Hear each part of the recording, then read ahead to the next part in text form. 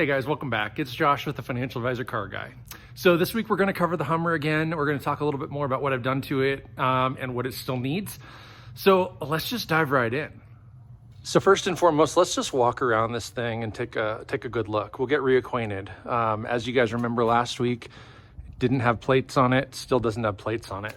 It did have black wheels, which I have since sold and replaced with these guys with fresh matching tires.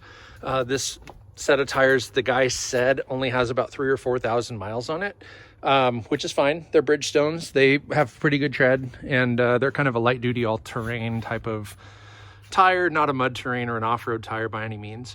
You'll notice the hood is popped, but before we pop that hood, you'll see that the grille has been freshly painted. I did go ahead and remove it and give it a good bed lining, and so that looks really, really sharp. You'll notice the bull bar is gone, as are all the driving lights, or all the LED bars. I'm gonna go ahead and pop this hood real quick for you. Hang tight.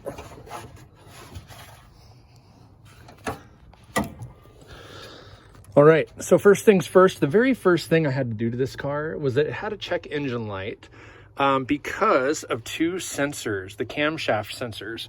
So one is right there and the other is right there. So fortunately, they were very, very easy to fix.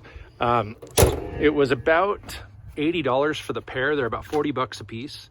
And so I immediately fixed those the first night I had the car. I cleared the check engine light, which is fantastic. Then I drove it a little bit and the check engine light came back on, this time for the vent solenoid in the fuel system, which, let me walk you over here real quick, is right behind the muffler underneath the back of the car. And I happen to have right here on the ground the old one. So this one was throwing a code. These things get all nasty and gross and they quit working after a while. So this was about a $40 part on eBay. And so I was able to buy that and swap it real quick. That was easy. That was real easy.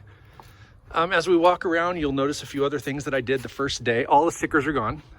I also washed it, got an oil change, cleaned up the headlights. I was able to remove all the tint, which is great. The downside is this one has a leak, so there's some moisture inside. That's not me, that's just the way it was.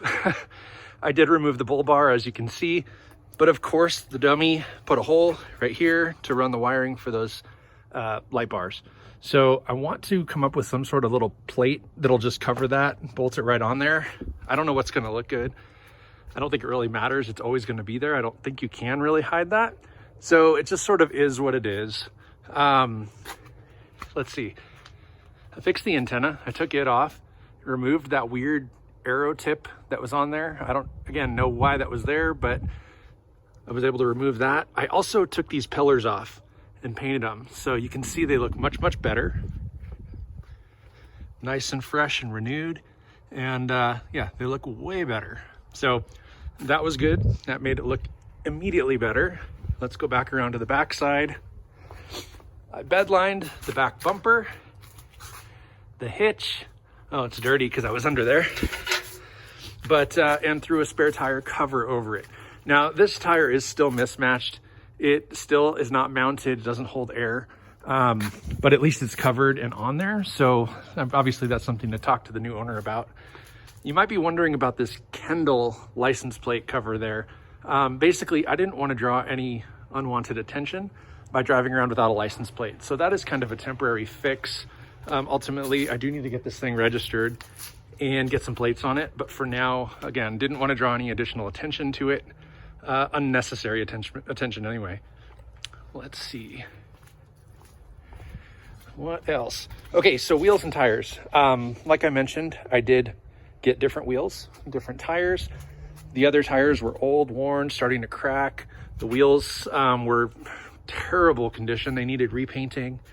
And actually a buddy of mine knew somebody or had a friend who recently totaled out their Suburban or Tahoe or something and had brand new wheels and tires on it. And so what they wanted to do was put some junky wheels and tires on there for the insurance people to tow it away with and keep their brand new aftermarket rims for a future vehicle. So that worked out because they paid me $300 for those wheels and tires. And this brand new set, or not brand new, but new to me set, were 250 bucks. So I actually made $50. Now I did turn around and re-spend that $50. Let me show you. Lug bolts. So the wheels that were on here had wheel locks on them at one point, and somebody at a tire shop or something had cut the wheel locks off. So you're gonna notice that this one here does look different. Part of that's because the stud is shorter and it's a little bit jacked up. I was able to put an old lug on there so it doesn't match the others, because the others wouldn't slide on there. So all 4 wheels have 5 of these really nice brand new lugs on there, and 1 ghetto one. And actually the front passenger one doesn't have that 6th lug on there at all, because the stud was cut way too short, so I can't even get it to get on there. The other problem I found with this thing, after driving it around a little bit, I took it to get an oil change. I'm kind of annoyed that they didn't catch this, but the rear suspension here, this leaf spring was actually busted. You can see the brand new hardware on there.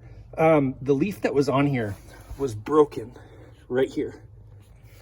It had snapped, and basically the weight of the vehicle was holding itself together. If I went off a curb or went off any sort of incline or something and that leaf had slipped, it would have been disastrous. So first thing I did was I basically parked this thing right as you see it here, lifted that corner up and pulled the leaf spring off. I'm gonna turn around here and show you what this leaf looked like. But here it is. And here's the broken piece. Crazy, right? Now that did not break after I took it off the car. That was broken before. What I think some dummy did was situate this in such a way that these lined up, and then they put some piece of metal across the top and bolted it. I mean, it's the most ghetto fix I've ever seen. And then that piece broke. So it just rusted straight through. I mean, you can see all the rust, the surface rust and stuff. But anyway, super sketchy, super dangerous.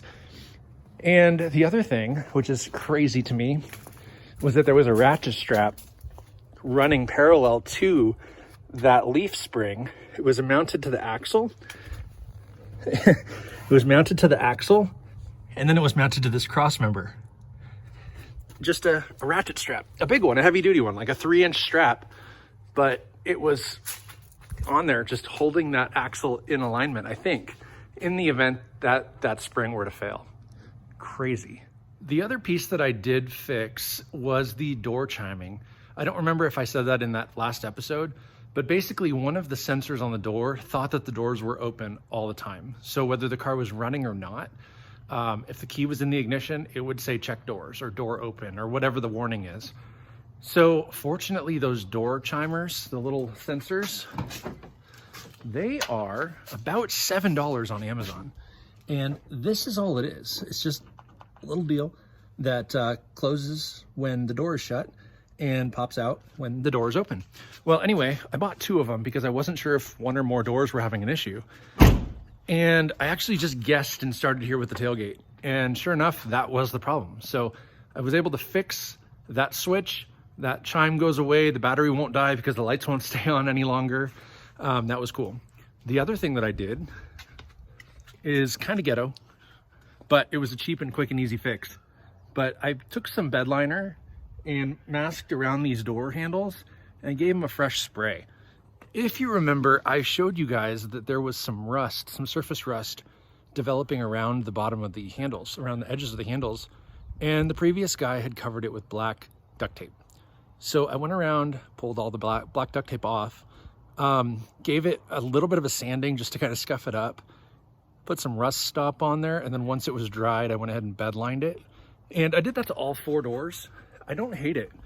Again, it's a little bit ghetto, but I think it's better than the alternative, and I didn't want to spend a lot of money. It was free. Basically, it's $6 for the bed liner, or I'm sorry, the undercoat. So yeah, I just did that to all 4 doors, and it seems to work just fine. I don't hate it. Let's see, what else, guys? I think that's about all I've done to it, but that's also about all it needed. Let's go inside. You're gonna see floor mats. Okay, those were included in the purchase of the rig. They were in the trunk. So floor mats are good. I did order a new seat cushion for this. It's not exactly the same pattern. It's not exactly going to match, but what I'm going to do is go ahead and stitch this closed as best as I can, and then fasten that new seat cover on there. And again, it's not going to match, but it should look a lot better. And even a mismatched seat cushion, I think, is going to look better than having something with a hole in it. You know, another thing that I found when I was going through the truck on the passenger side, this trim piece was missing right here. Now, I found it in the trunk under the floor mats. So I was able to go ahead and fix it, remount it, and get it locked into spot where it needs to be. And that's great. So all in all, guys, I think that this thing is going to be a pretty quick and easy flip. I'm really pleased with it. It came together really, really nice. It's really pretty sharp looking. The other thing that I did to it that was completely free was adjusted the torsion suspension on the front end, bringing the front up about 1 inch, a little less than 1 inch, something between, you know, 3/4 and 7/8. But ideally the front end had a little bit of a sag to it, or a rake kind of stance from the side. So I was able to lift the front end up enough to kind of level that out, and I'm really pleased with the results. I'm trying to think if there's anything else. I don't really think so. I think that's about it. So I'll leave it there. You know, next week, next episode, this thing may be gone. I'm trying to get it sold. I want to get that seat cushion on there and then clean it up a little bit. Other than that, I'll drive it around this week. I'm going to list it for sale before I register it and before I get the title in my name. I really think that if I can do that, it'll save me some money, save me some time. I'll let the next guy just put it in their name. I've had it about a week, a little more. I think today is like day 10. And I feel like I did everything to it that I wanted to do. What I do want to do, though, is talk to you guys about the cost of everything. I know I kind of started to get into that. I will pull up a spreadsheet and show you guys maybe next week or in a couple of weeks. We'll go through the costs of everything I had to buy for this thing. And then, of course, the cost of what I sold, or the profit of what I sold to get back. So I'm excited. Again, I think I'm going to come out way ahead. I'll tell you, I'm into this thing less than $1,000, and that includes the carryover from the Challenger, the $429 or whatever it was. I'm into it another $400 or $500 on top of that. So I'm going to recoup some of that. I've sold a couple of the LED light bars, the bull bar. I sold the black wheels. You know, so I'm out some money, but I recouped a bunch of it. So I'm not into this thing more than a couple $100 on top of that, you know, $400 carryover from the Challenger. So pretty excited. I will disclose all that stuff, and then I'll let you know, the selling process, how that goes too. So stay tuned. Like, subscribe, please share, comment down below, ask questions. If there's anything you want to see done to this thing before I get rid of it, let me know. Happy to take ideas, and of course, just looking at a lot of H3s online, there's so many cool things you could do to this thing, and I don't want to spend a lot of money, but if it makes it cool and differentiates it from another, I may do it. So we'll see. But like always, always remember, may every investment you make be a good one. Till next time. Bye, guys.